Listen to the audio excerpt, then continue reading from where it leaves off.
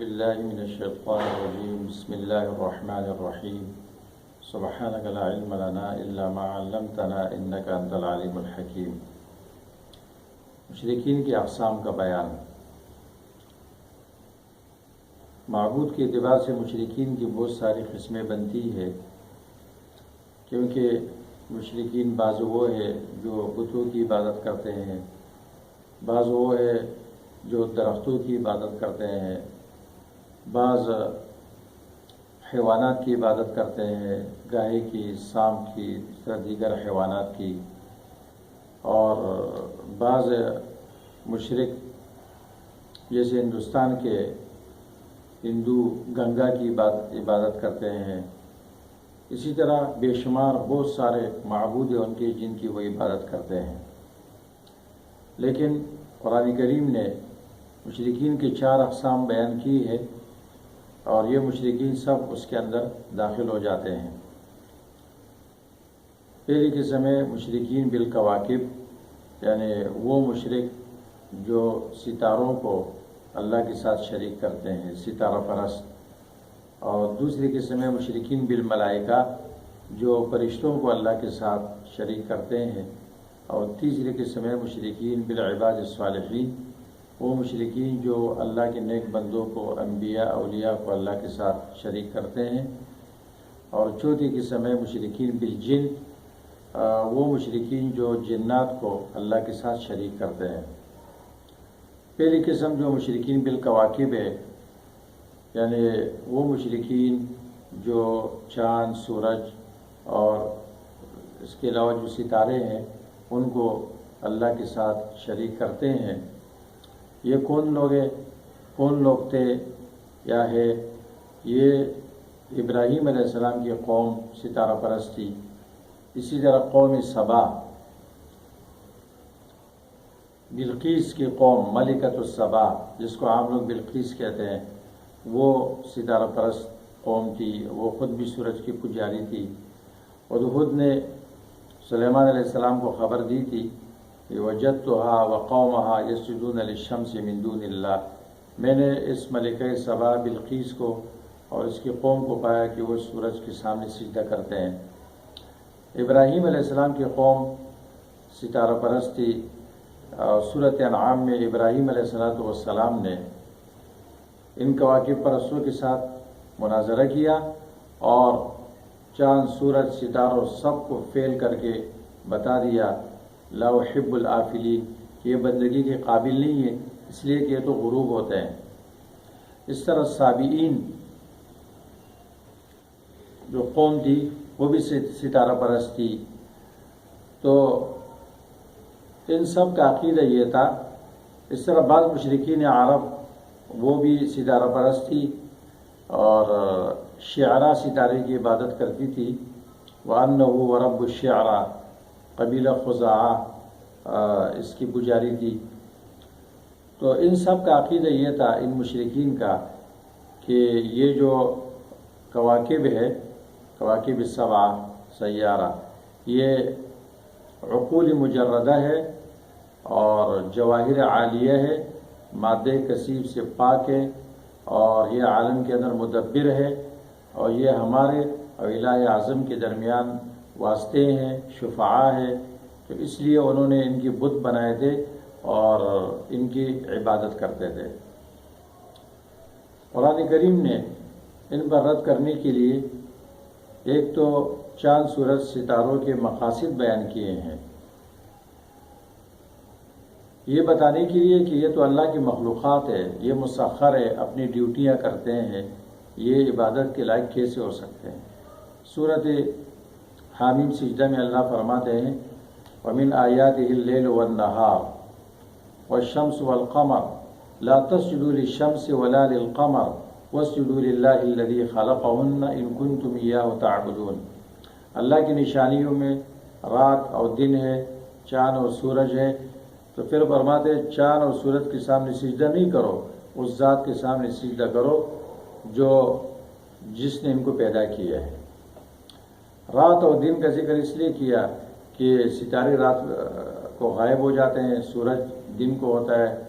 اور چاند اور ستارے یا رات کو ہوتے ہیں۔ تو یہ غائب ہونے والی یہ مخلوق ہے اور مسخر ہے، ان کے اللہ تعالیٰ نے 3 مقاصد بیان فرمائے ہیں۔ ایک مقصد ہے کہ اللہ نے ان کو زینت کے لیے پیدا کیا ہے، انا زینا السماء الدنیا بزینت الکواکب، اور دوسرا مقصد یہ ہے کہ یہ تحفظ کا ذریعہ ہے، وحفظا من کل شیطان مارد، سورۃ الصافات میں اس کا بیان ہے، سورۃ ملک میں انا جعلنا السماء وجعلنا السماء الدنیا انا زینا السماء الدنیا بمصابیح وجعلناها رجوما للشیاطین، اور تیسرا مقصد ہے کہ اس سے راستے معلوم ہوتے ہیں، وعلامات وبالنجم هم يهتدون، اور یہ مسخر ہے، لا الشمس ينبغي لها ان تدرك القمر ولا الليل سابق النهار، یہ ایک دوسرے سے آگے نہیں بڑھ سکتے ہیں، ہر ایک کا اپنا مقرر کام ہے۔ وسخر لكم الشمس والقمر دائبين وسخر لكم الليل والنهار، سورۃ رعد، اور سورۃ النحل میں ہے وسخر لكم ما في السماوات وما في الارض والشمس والقمر والنجوم مسخرات بأمره، یہ سب مسخر ہے، اللہ کے حکم کے تابع ہیں، یہ اس قابل نہیں ہے کہ اس کی بندگی کی جائے۔ وَأَنَّهُ هُوَ رَبُّ الشِّعْرَى، اللہ شعراء ستارے کے بھی رب ہے۔ اسی طرح حدیث میں آتا ہے اللہ کے رسول صلی اللہ علیہ وسلم نے ایک مرتبہ حدیبیہ مقام پر فجر کی نماز پڑھائی، بارش ہوئی تھی، آپ نے فرمایا کہ اس بارش کی وجہ سے ایک جماعت کافر بنی اور ایک مومن بنی، جس نے یہ کہا کہ مطرنا بفضل اللہ ورحمتہ، ہم پر بارش برسائی گئی اللہ تعالیٰ کے فضل اس کے رحمت کی وجہ سے، تو یہ شخص اللہ پر ایمان لانے والا ہے، کواکب کا منکر ہے، ان کی تاثیر کا منکر ہے۔ اور جس نے یہ کہا مطرنا بنوع کذا وکذا، فلا فلا ستارے کی وجہ سے ہم پر بارش برسائی گئی، تو فہو مؤمن بالکواکب وکافر باللہ، وہ فرشتوں کواکب پر ایمان لانے والا ہے اور اللہ کا منکر ہے۔ اسی طرح ایک مرتبہ ایک ستارہ نمودار ہوا، ایک شعلہ نمودار ہوا، جب شیاطین کو فرشتے اس کے ذریعے مار رہے ہیں اور ایک شعلہ سے نمودار ہوتا ہے آسمان میں، تو اللہ کے رسول نے صحابہ سے پوچھا کہ اس بارے میں آپ لوگ کیا عقیدہ رکھتے ہو؟ تو کہنے لگے کہ ہم یہ عقیدہ رکھتے تھے کہ کوئی بڑا آدمی پیدا ہونے والا ہے یا کوئی بڑا آدمی مرنے والا ہے۔ اس طرح چاند اور سورج جب گرہن ہوا اس کے بارے میں آپ نے پوچھا، تو انہوں نے کہا کہ ہم یہ عقیدہ رکھتے تھے کہ یہ کسی بڑے آدمی کی موت یا اس کے پیدا ہونے کی علامت ہے۔ آپ نے فرمایا ان الشمس والقمر آیتان من آیات اللہ، چاند سورج دونوں اللہ کی نشانیوں میں سے 2 نشانیاں ہیں، لا ينخسفان لموت احد ولا لحیاتہ، یہ کسی کی موت یا حیات کی وجہ سے یہ گرہن نہیں ہوتے ہیں، بلکہ اللہ تعالیٰ اس کے ذریعے اپنے بندوں کو ڈراتے ہیں۔ جب اس طرح صورتحال ہو جائے تو آپ اللہ کا ذکر کرو اور استغفار کرو۔ لہذا نجومی لوگ جو ستاروں کے ذریعے کسی کی قسمت معلوم کرنا چاہتے ہیں، سعادت، نجومیوں کا یہ دعویٰ ہے کہ وہ ستاروں کے ذریعے معلوم کرتے ہیں کہ یہ آدمی نیکبخت ہے یا بدبخت ہے، اور اس کے پیدائش کے وقت ستارہ گردش میں تھا کہاں پر تھا۔ یہ بات قرآن و سنت کے اعتبار سے تو غلط ہے ہی، یہ ریاضی کے اعتبار سے بھی غلط ہے۔ ابن الہیثم جو بہت بڑا ریاضی دان گزرا ہے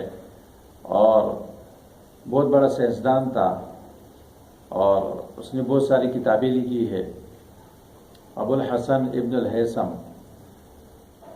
وہ فرماتے ہیں کہ نجومیوں کا یہ دعویٰ بالکل غلط ہے۔ عباسی خلیفہ ابو منصور الصفاح کے زمانے میں یہ تھا، تو یہ کہتا ہے کہ نجومی لوگوں کا یہ دعویٰ بالکل غلط ہے، اس لیے کہ ایک ستارہ جب اپنے مطلع سے طلوع ہوتا ہے تو اس وقت یہ اتنی تیزی سے طلوع ہوتا ہے کہ ایک آدمی جلدی سے اپنا ہاتھ اوپر کرے اور پھر نیچے کرے، اتنی مقدار میں 2500 میل وہ سفر طے کر چکا ہوتا ہے۔ تو اس لیے یہ کیسے متعین کیا جا سکتا ہے کہ ایک شخص کے پیدا ہونے کے وقت اس کا ستارہ کہاں پر تھا؟ اور عجیب بات ہے، نجومی لوگوں کی قسمتیں تو معلوم کرتا ہے، لیکن خود اس کو یہ معلوم نہیں ہے کہ اس کی قسمت اچھی ہے یا بری، اور وہ کب تک پل کے نیچے یا پل کے اوپر یا فٹ پاتھ پر وہ خوار ہوتا رہے گا۔ لوگوں کی قسمتیں معلوم کرتا ہے، اپنی قسمت کا پتہ نہیں ہے کہ فٹ پاتھ پر بیٹھ کر کب تک وہ خوار ہوتا رہے گا۔ اور جاہل لوگ ان کو اپنا ہاتھ بتاتے ہیں، اپنی قسمتیں معلوم کرتے ہیں، حالانکہ اس بیچارے کو اپنی قسمت کا بھی کوئی پتہ نہیں۔ شاعر کہتا ہے تدبر بالنجوم ولست تدری ورب النجم یفعل ما یرید۔ آپ ستاروں کے ذریعے تدبیر کرتے ہیں اور آپ کو پتہ نہیں ہے کہ رب النجم جو چاہتا ہے وہ کرتا ہے۔ اسی طرح اخبارات میں آتا ہے کہ یہ ہفتہ کیسے رہے گا، اور اس میں نجومیوں کی پیشگوئیاں بیان کی جاتی ہے، اور اس میں یہ جو ستارے ہیں کواکب السبع، تو چاند سورج ستارے، ان کے نام ہوتے ہیں اور ان کے جو شکلیں ہوتی ہے وہ بنائی ہوئی ہوتی ہے، اور نجومی پیشگوئی کرتے ہیں کہ یہ ہفتہ کیسے رہے گا، اور لوگ اس پر یقین کر لیتے ہیں، اور پوری ملک میں ان کی برمار ہے، نجومی فلاں نجومی فلاں، اور اچھے خاصے لوگ جاتے ہیں اور ان کو اپنا ہاتھ دکھاتے ہیں اور وہ ان کی قسمت کے فیصلے سناتے ہیں، حالانکہ ان کو یہ پتہ نہیں ہے کہ خود ان کی قسمت کیا ہے، اور لوگوں کی عقل بھی اس میں کام نہیں کرتی، لہٰذا یہ شریعت کے خلاف ہے اور یہ شرک ہے۔ اور ابراہیم علیہ السلام کی قوم اور اسی طرح قوم سبا اس کے اندر مبتلا تھی،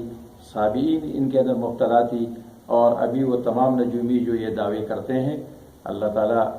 نے یہ 3 مقاصد ستاروں کے بیان کیے ہیں کہ یہ آسمان کی زینت ہے اور حفاظت ہے، اس سے راستے معلوم ہوتے ہیں، اور یہ اللہ کی مخلوق ہے، اور اسی طرح رد ہوتا ہے ان فلکیات کے ماہرین پر جو غیر مسلم فلسفیوں پر، وہ کہتے ہیں کہ آسمان نہیں ہے، یہ حد نظر ہے، حالانکہ اللہ فرماتے ہیں کہ ہم نے 7 آسمان پیدا کیے ہیں ایک دوسرے کے اوپر، اور اس کے اندر یہ چاند ہے، یہ ستارے ہیں، یہ آسمان کے نیچے ہے، تو ان کا یہ کہنا کہ آسمان نہیں ہے، یہ حد نظر ہے، یہ نظریے بھی انتہائی غلط ہے۔ اس طرح قرآن میں کوکب کا لفظ استعمال ہوتا ہے، نجم کا لفظ استعمال ہوتا ہے، دونوں ایک معنی میں استعمال ہوتے ہیں، اور ایک مسلمان کو اس کے بارے میں وہی عقیدہ رکھنا چاہیے جو قرآن و سنت میں ہے، نہ یہ کہ نجومی اس کو بتائے۔ اللہ تعالیٰ سمجھنے کی توفیق عطا فرمائے۔ وآخر دعوانا الحمدللہ رب العالمین۔